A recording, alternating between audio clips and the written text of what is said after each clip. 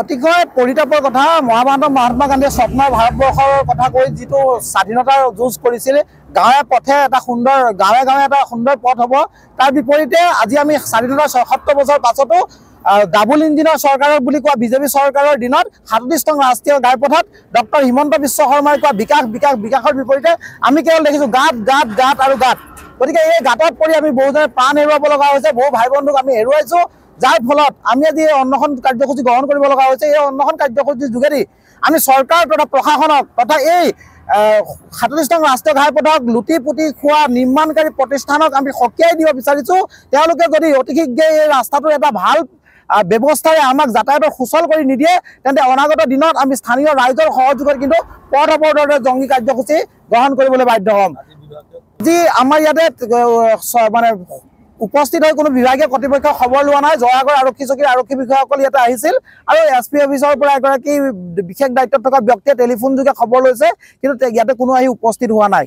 নমস্কাৰ, মই অজয় ফুকন আৰু এইখিনিতে সমূহ এনি ভাৰত চেনেলটোৰ যিসকল কৰ্মকৰ্তা আছে সকলোৰে মোৰ ফালৰ পৰা শুভেচ্ছা জ্ঞাপন কৰিছোঁ।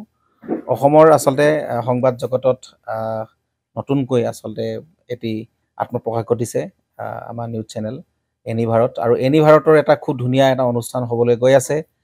সকলোৱে জানে আমাৰ সকলোৰে মৰমৰ হাৰ্টথ্ৰব জুবিন গাৰ্গৰ গানে কি আনে, আচলতে জুবিন দাৰ সেই গীতৰ আধাৰত আমাৰ হিৰুদাই লিখা সেই গীতটি গানে কি আনে, এই গানে কি আনে নামৰ এটি তেওঁলোকে সাংগীতিক ৰিয়েলিটি শ্ব' কৰিবলৈ গৈ আছে আৰু 15 আগষ্টৰ পৰা গোটেই আৰম্ভ হ'ব।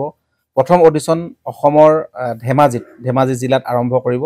গতিকে সমূহ যিসকল প্ৰতিভা আছে, যিসকলে গান ভাল পায়, যিসকলে তেওঁলোকৰ নিজৰ প্ৰতিভা আচলতে দেখুৱাব বিচাৰে, এই ৰিয়েলিটি শ্ব'ত গানে কি আনে এই প্ৰতিযোগিতাত অংশগ্ৰহণ কৰক আৰু খুব ধুনীয়া আপোনালোকে সুবৰ্ণ সুযোগ লাভ কৰিব।